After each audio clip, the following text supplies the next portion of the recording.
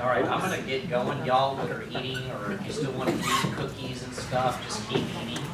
I'm gonna, like I just told y'all, there's really not a lot left in here, but I don't want to leave any questions unanswered, so as I'm probably popping through this last piece that Greg doesn't find as important as the front piece, that doesn't mean it's not to you, you know what I mean? So if whatever I bounce over something, right, then talk to me, we'll stop, you know what I mean? I know I've only made it through half the book, but I spend the majority of this class on the first half of the book, because quite honestly, from here on out, it's cost containment and an action plan, which I've already talked to you a little bit about an action plan. And we can talk further about it, but there's incentive plans and things like this. So it's all on the back end stuff, Shannon. You see what I mean? Which is important, but again, as we went through the numbers earlier today, you're not, and please don't misunderstand me, I am definitely managing my material as an ex-body shop manager. But if I want to move my numbers, it's not going to move my numbers. You see what I mean? It just won't. You can try to drop 2 points off of your expense, and you may realize a 1.5% of gross profit change, right, or something that's very minor. Whereas if we up our sales by just a little, well, some of the math back when we saw, if you remember that guy that was at 20%, and all we did was add what was it, like 3K or something to his sales, and he went from 20 to 37.5, and he was within industry average then, right? He moved that number real easy by moving his sales numbers. That's where it's all at. I can promise you that's where everybody's getting hammered, right? So, but let's talk about cost. Whoop. It vibrated at me and wasn't happy. I'm not used to this new thing, right? So let's talk about it a little bit though. So standards, technician standards and trainings. The team SOP is a common term that's been used in our industry for years. The basic definition of the term is a written document or instruction detailing all the steps and activities of a process or procedure. Think of it as a recipe that outlines the steps in when you're creating something, when you're making something. So, how do technical standards impact your material profitability? This really doesn't explain it. I can show you some standards. But the proper product uses minimizes waste. So I've got shops in California, maybe they're going to show me some of those, because they have crazy, so California has crazy laws. You think we've got it tough, the rest of the world, California's got some nutty stuff going on there. And they have to stay compliant. So they've got a lot more SOPs visual in their stores, not just to keep them profitable, but to keep themselves compliant, right? But some things that you can do, here in Texas, and I think you can, you can probably read these examples are kind of blown up in your book, which is a little bit better. But real quick, I'm not a big fan of the click and go. Is that still around or is that dead? It's dead. Click and go died. But this shop, which this isn't an Max Nobel thing, created a 12-step SOP for painting, right, at their store.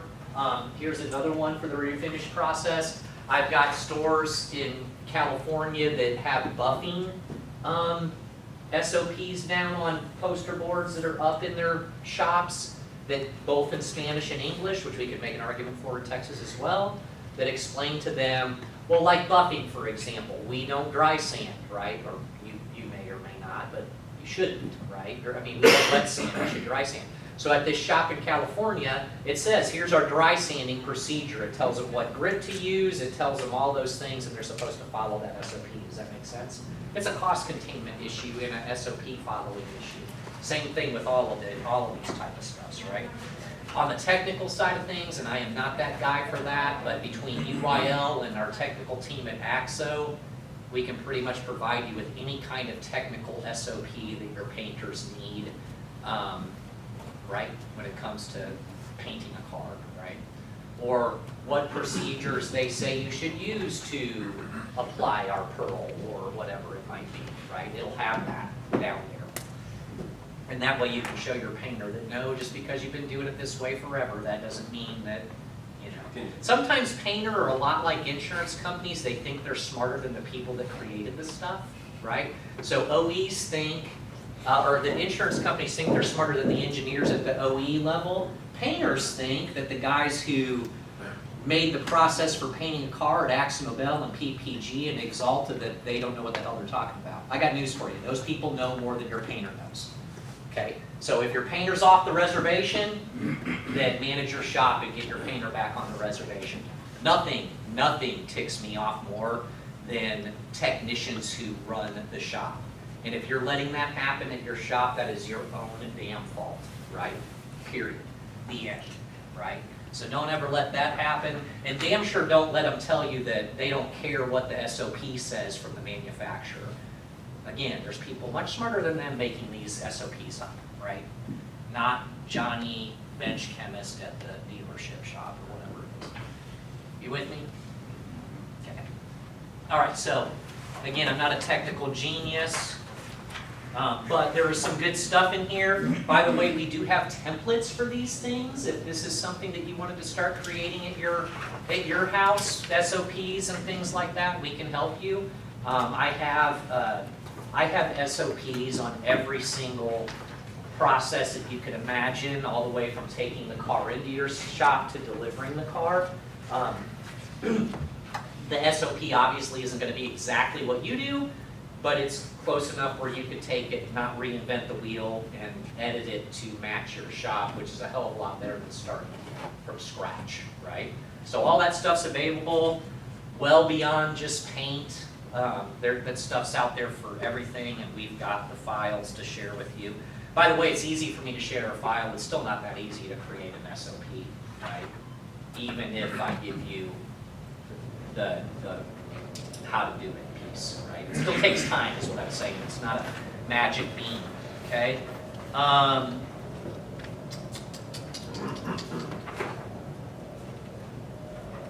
So, I'm trying to think of what's important to tell you here.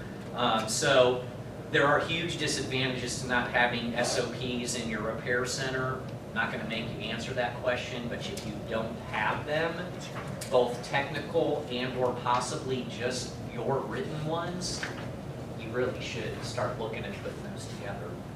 Because now we're setting accountability, right, and giving them something to follow, and if they don't follow, we have a coaching opportunity as a manager to get them on our pace, right? If not, they will just do whatever they want to do, right?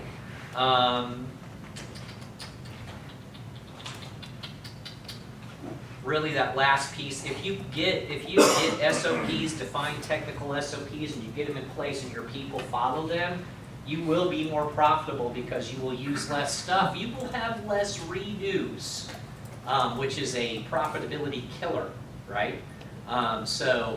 Having SOPs in place, both technical and or office or whatever it might be, will save you time, make you money, right? So some other things, I know y'all have these technicians. I had them working for me where they believe that working in this, that they're more productive than working in a well-organized, clean shop. I can tell you, they don't work faster when there's shit everywhere, even if they tell you that they've been doing it that way forever. Like, I had a body tech, he was a damn good body tech, but this guy disassembled crap and it just left it on the floor all over the place in my shop, and argued with me that he had a system and that it made him more efficient that if he did it that way. And it took me a couple years to break that guy of that. Normally I wouldn't even have spent the time with him because he was such a dumbass, but he was such a good tech that I did, and we finally got him over the hump, right? But there is no way, whether it's your paint shop or your body shop, that working in a pig pen is more efficient than working in an organized, clean shop, right? Just not, right? So get everything cleaned up. Get everything organized. I tell painters, could you imagine, AJ, if we put in mixing banks and we didn't put the little magnets underneath the toner that told you what toner it was? Think about that. That's a form of 5S, by the way, right? So it says, hey, that blue toner, whatever the number is, here it is, right? Could you imagine if the toners were just on the mixing machine everywhere and they just had to find it, right? That's kind of how my body tech brain was, right? That if he just threw the shit all over the floor, it was cool that he dug through it and found it, right? It's just not more efficient. Everybody's got me on that. Get everything organized. Do you track your hours completed? Build per gallon of primer or base and clear is on this page 96. I know I popped through an exercise. Those, you're probably not tracking that, I'm telling you right now. Are you? Anybody in here tracking that number? Hours per gallon of clear, hours per gallon of primer. So that impact tool that I showed you, because we didn't get into the complete minutia of that report, it tracks that for you. It's a very good thing to know. There is an industry average, but what's even better than that is just to know where you're at and to be able to benchmark yourself against yourself for a continuous improvement thought process, right? So if that is one of the hours that I really want to track, is I want to be somewhere in that 85 an hour out of a gallon of clear, right? You should be producing 85 hours out of a gallon of clear as an average. And the primer should be somewhere in the 75 range. And as this thing says, there's average and there's poor, right? But if you don't track the number, you don't know where to look, right? Could be a lot of different things. Chances are, if it's clear, it's over application, right? Painters tend to put it on too thick because, well, that's the way they've always done it. And just yeah.